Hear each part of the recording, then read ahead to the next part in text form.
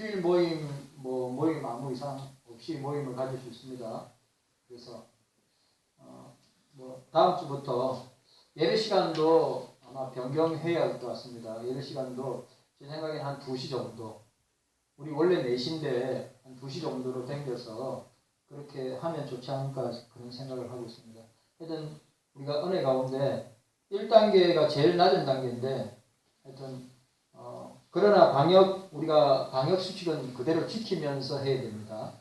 지키면서 해야 되니까 그렇게 하시고 착오 없이 내일부터 적용된다 합니다.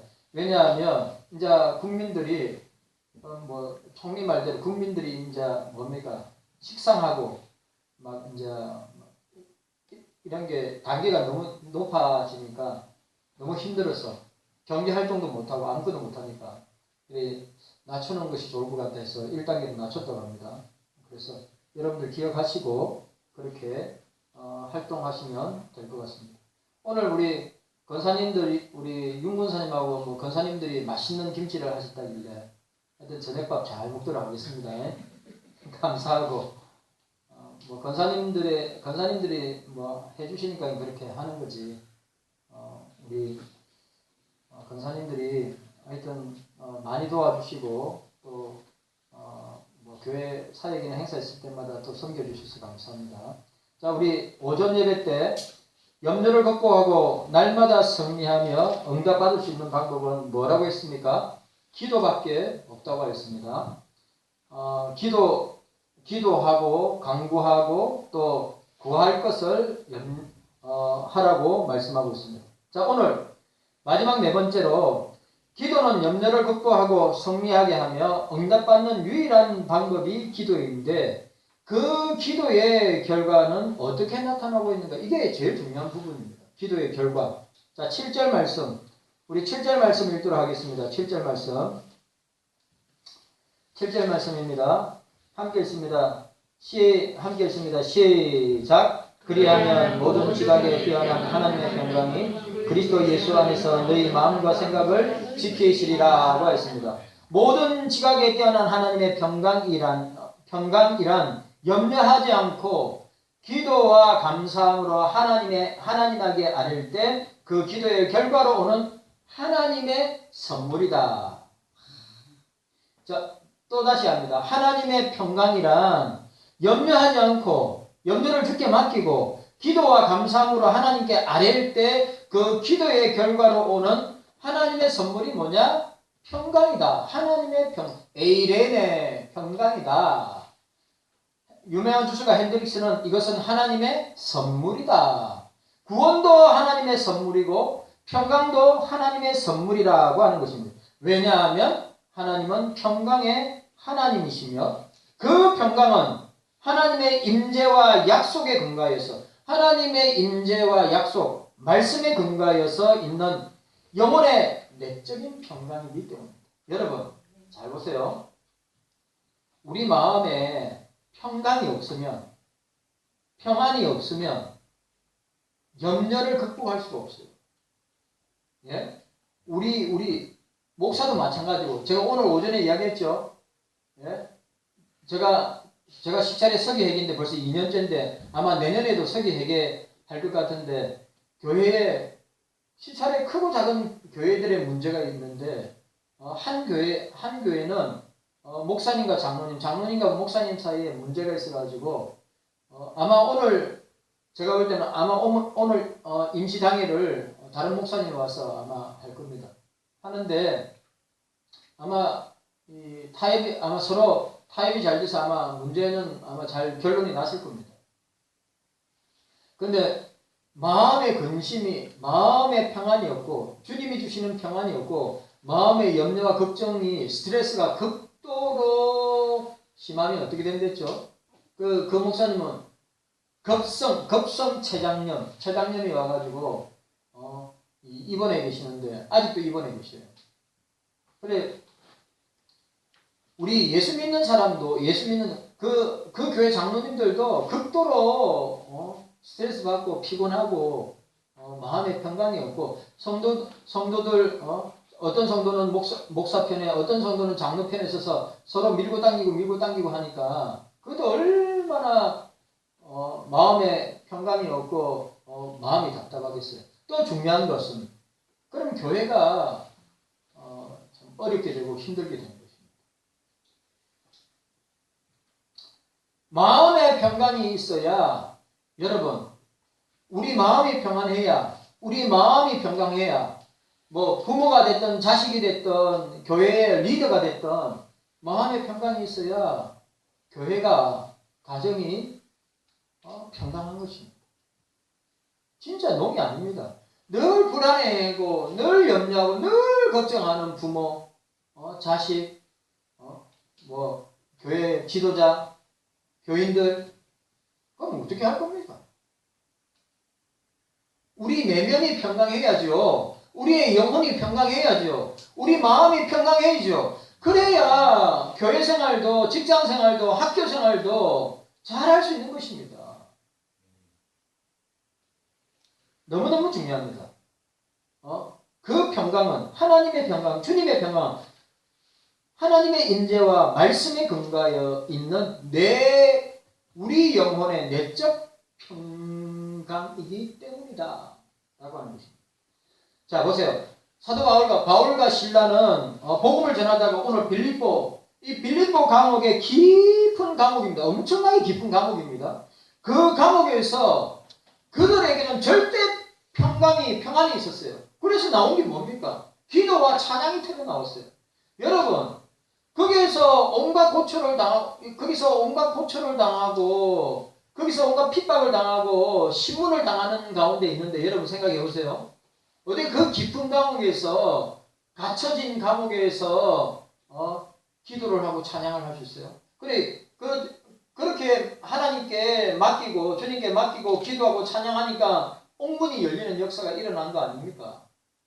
그들에게 절대 주님이 주시는 평안이 임하니까 그런 역사가 일어나게 되는 것입니다. 자, 오늘 여기 보세요. 우리 고려파 추록 성도들입니다. 고려파 추록 성도들 역시도 감옥에서 그들이 당한 고난은 우리가 흉내를 내지 못하는 것입니다. 그런데 중요한 것은 우리가 이분들을 통하여서 듣는 간증은 뭡니까? 그 감옥에서 주님이 주시는 평안을 통해서 우리가 해방을 받으면 어떻게 우리 교회를 이끌어가고 장로교를 이끌어갈까? 하나님이 다 보여주시고 말씀하시고 응답해 주시더랍니다. 여기 이분들이 감옥에서 우리가 추록에서 나가면 우리가 고려신학교를 세워야 되겠다. 진리운동을 새롭게 해야 되겠다. 교회를 새롭게 변화시켜야 되겠다. 평양감옥에서. 그러니까 평양감옥에서 고문이라는 고문, 우리가 인간이 감당할 수 없는 고문이라는 고문을 다 당하면서도 그들에게 영적, 내적 평안, 주님이 주시는 평강이 있으니까 주님이 그렇게 그들에게 그 속에서도 감사가 나오고 그 속에서도 하나님이 주시는 기도의 제목을 통해서 해방되고 난 뒤에 추록하고 난 뒤에 이렇게 할 것이다 라고 주님에게 놀라운 기도의 응답을 받게 되는 것을 보게 됩니다. 특별히 손양원 목사님은 그 유명한 사모님에게 보내는 편지의 내용입니다. 저는 절대 내적인 평안, 절대 평안, 하나님이 주시는, 주님이 주시는 평강이 아니면 절대 이런 고백할 수 없어요. 여보시오, 당신은 나를 위해 조금 더 염려하지 마시오. 한 덩이 주먹밥, 한 잔의 소금 국물이 맛이야말로 신선의 요리요 천사의 떡맛이 외다. 이건 평양감옥에서 아내에게 사모님에게 보내는 편지입니다. 하나님께서 나의 식사량을 본래 적게 하셨으니 이 밥으로도 만족입니다. 나의 키를 작게 하심으로 옷과 이불은 발동을 듣거니 또한 만족이 아닐까요? 나는 솔로몬의 부귀보다 욥의 고난이 더 귀하고 솔로몬의 지혜보다 욥의 인내가 더 아름다워 보입니다. 1943년 8월 6일 손양원. 여러분 그 평양감옥 겨울에 영하 20도. 여러분 감옥 창살이에요. 창살 바로 밖이 그냥 바깥이에요. 유리로 된 게 아니에요. 그냥 창살이에요. 예?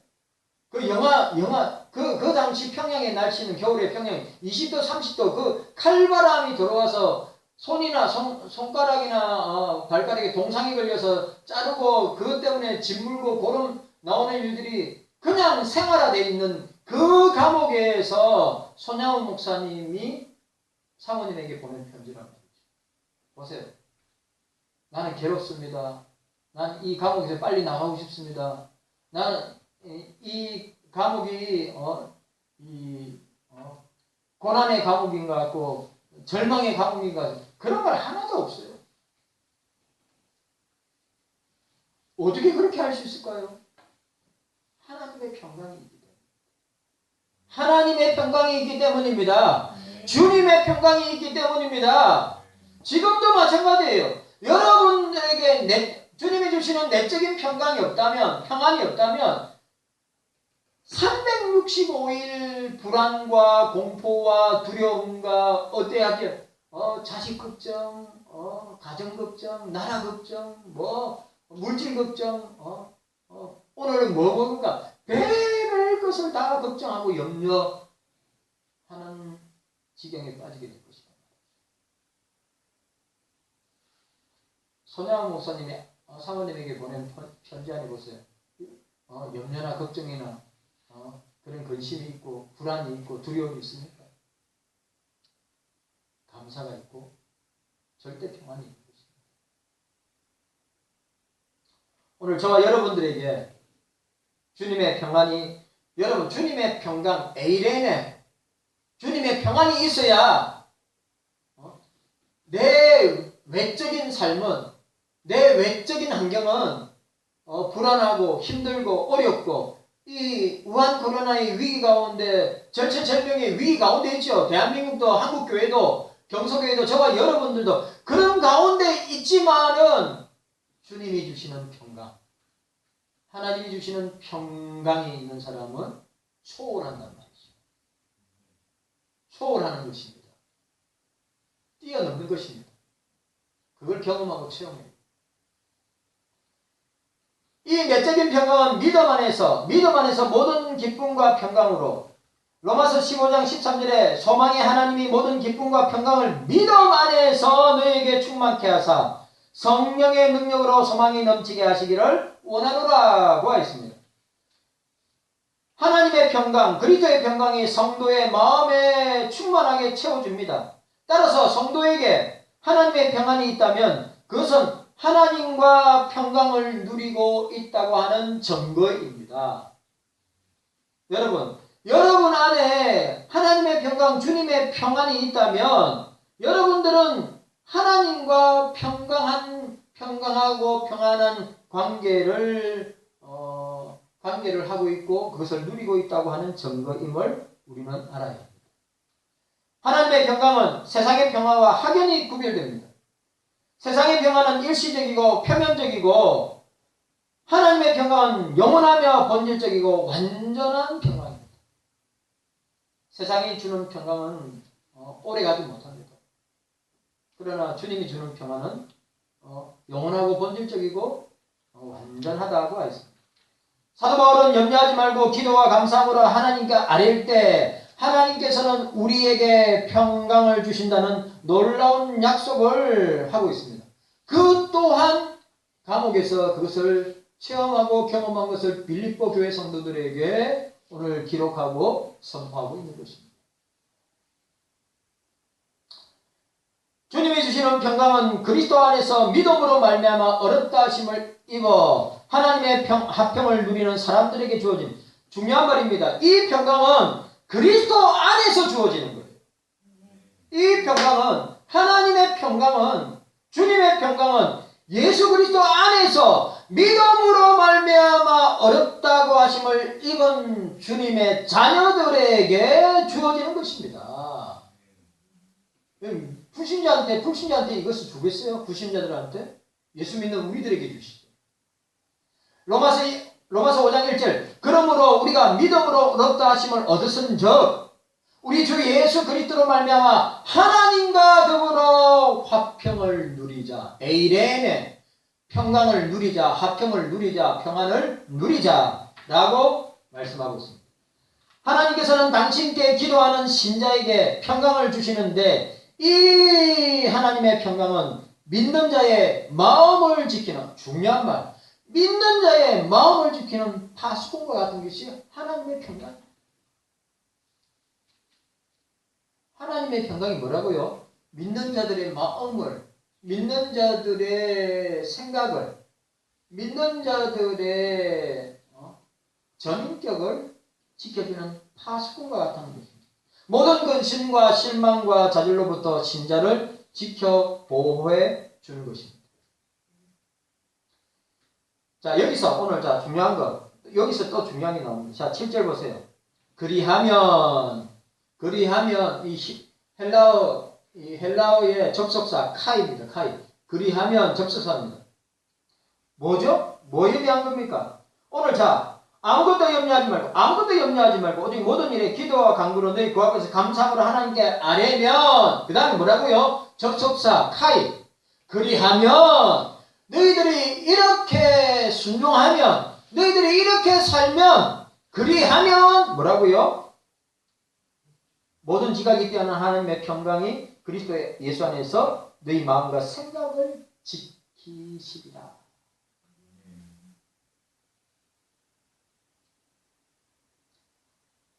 아무것도 염려하지 말고 감사함으로 하나님께 아뢰는 행위의 결과를 말하는 결과적인 용법으로 사용되고 있는 것이 거리하면 카이란 말이지. 거리하면 이 말은 염려를 주께 맡기고 기도한 결과로 주님의 평강이 임하는 거예요. 염려를 맡기고 걱정을 맡기고 근심을 주께 맡기면서 기도한 결과로 따라오는 것이 하나님의 평강, 주님의 평강이 우리에게 임한다는 사실입니다. 목사가 또 이야기하는데 가정의 평강, 에이레네 하나님의 평강, 주님의 평강이 없으면 늘 시끄럽고 늘 문제 일어나고 사건이 일어나고 늘 분란이 일어나고 싸움이 일어나요. 농담 아닙니다. 진짜입니다. 주님의 평안이 없는 가정, 주님의 평안이 없는 교회, 주님의 평안, 하나님의 평안이 없는 대한민국 생각해보세요. 우리 대한민국은 여러분 아시죠? 기도로 시작한 나라입니다. 하나님의 평강, 주님의 평강이 임하면서 기도로 시작한 나라라는 거죠. 아는 사람이 별로 없어요. 하나님의 평강이 그리스도 안에 마음과 생각을 지키는 것이야말로 가장 중요한 응답입니다. 목사를 보세요. 오늘 뭐라고요? 오늘 이 하나님의 평강, 주님의 평강이 그리스도 안에서 우리의 마음과 생각을 지키는 파수꾼이라.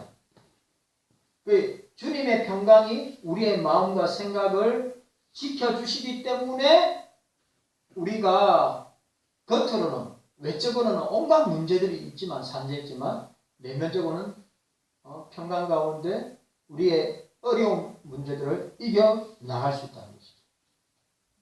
하나님의 평강이 그리스도 안에서 마음과 생각을 지키는 것이야말로 가장 큰 기도의 응답이라. 평강이 있어야 돼요. 평강이 있어요. 여러분의 마음은 평강이 있습니까? 네? 여러분의 마음에 평강이 있어요. 영인아, 네 마음에 평강이 있냐? 예수님의 평강이 있어. 시집을 누구 하고 갈까? 시집을 누구 하고 갈까? 어떤 남자를 만날까? 어떤 남자를 만나기는 믿음 좋은 남자를 만나야지. 영주, 나 우리 교회 딸들이 걱정입니다. 진짜 믿음 좋은 신랑을 만나야지, 그지? 나오나, 그지? 믿음 좋은 신랑을 만나야지. 성빈아, 어때? 우리 윤성주, 믿음 좋은 자매를 만나야지. 그래야 교회가 복을 받고, 그래야 자식도 많이 낳아가지고, 전도 안 되면 자식이라도 많이 낳아야지. 그래요, 안 그래요? 여러분 아세요? 이 우한 코로나 때문에 제가 이 시장통에서 노방전도 축구전도 진짜 많이 했어요. 상인들 목소리 크면 누가 목소리 큰가 내기까지 했어요. 예수 믿으세요. 예수 믿고 구원받으세요.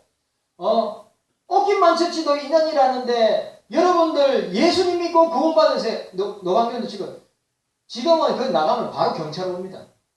지금은. 여러분 무슨 말인지 아시죠? 지금은 그렇게 하면 경찰이 바로 와요. 그래 요즘은 노방전도 축구전도 못해요. 그럼 뭐 해야 돼요? 관계전도 해야죠.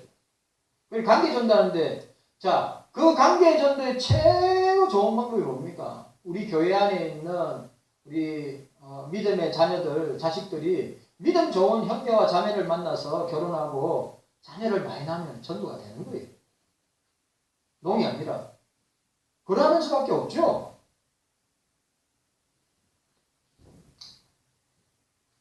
오늘 깨닫는 은혜가 저와 여러분들에게 있기를 바랍니다. 평강이 없으면, 여러분 또 이야기합니다. 하나님의 평강이 없으면 가정 못 지킵니다. 하나님의 평강이 없으면 자녀들의 마음, 부모의 마음, 직장생활이나 가정생활이나 학교생활 늘 불안하고 늘 어둡고 늘 침울하고 늘 침륜에 빠져서 왜? 주님이 주시는 평강이 있으면 늘 밝고 얼굴이 늘 밝고 기쁘고 늘 그렇게 산다.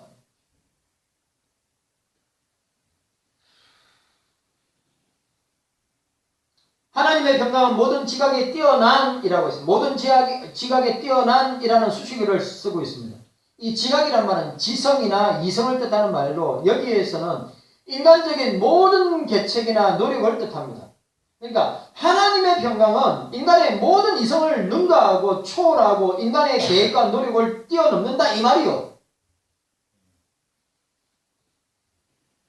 기도는 인간으로 하여금 자신의 모든 방법을 초월하시는 하나님의 평강에 불과. 이 말도 너무 중요한 거예요. 기도는 인간으로 하여금 자신의 모든 방법을 초월하시는 하나님의 평강에 굴복하게 하는 것입니다.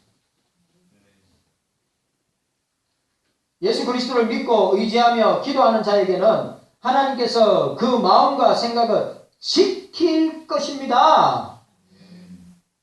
여러분, 이 21세기에 우리의 마음과 생각을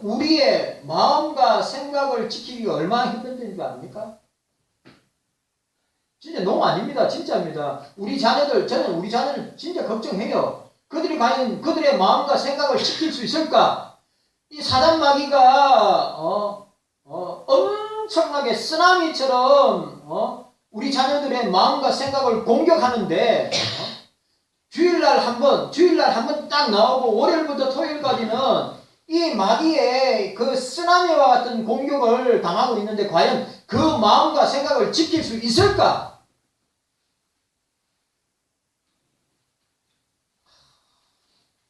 진짜 저는 힘들다고 생각합니다. 네, 우리 영인이나 우리 성주나 영주나 성빈이나 우리 라온이나 우리 자녀들한테 물어보면 100%입니다. 제가 볼 때.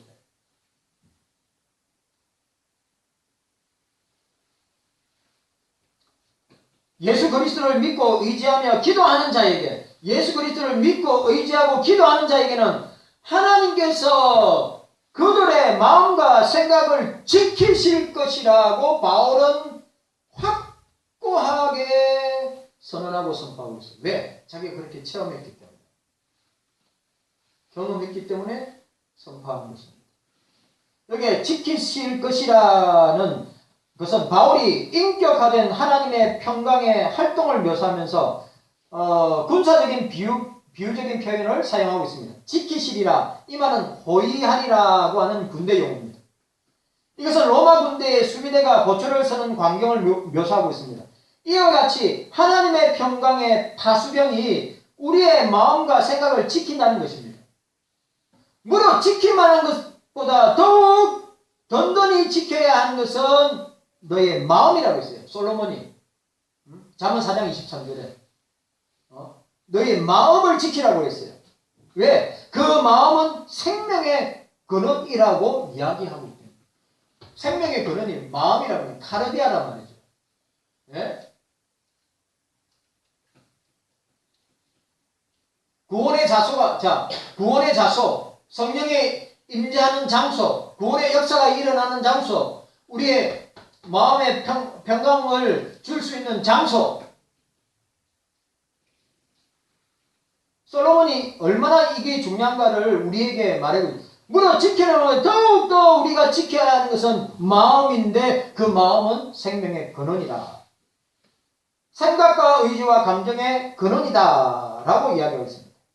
하나님의 경강은 성도들의 생활에 있어서 무가치한 논쟁들이 침투하지 못하도록 지켜줘. 이 말도 무가치한 논쟁들이 침투하지 못하도록 하나님의 평강이 우리의 마음을 지킨다. 만일 누가 하나님은 존재하는가? 영생은 있는가? 천국은 있는가?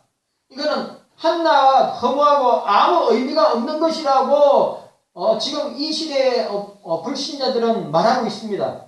그러나 성도들은 그런 말에 동요하지 않습니다. 왜냐하면 하나님의 자녀는 이미 그 마음속에 영생이 있고 천국이 실존하기 때문입니다.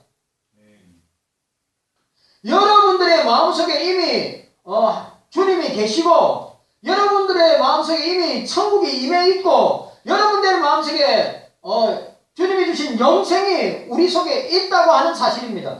이거는 실존적이고 체험적으로 인식하고 있기 때문에 사도 바울이 이렇게 선언하고 있는 것입니다. 성도는 이와 같이 마음과 생각을 지키는 난공불락의 요새 안에 들어가 있습니다.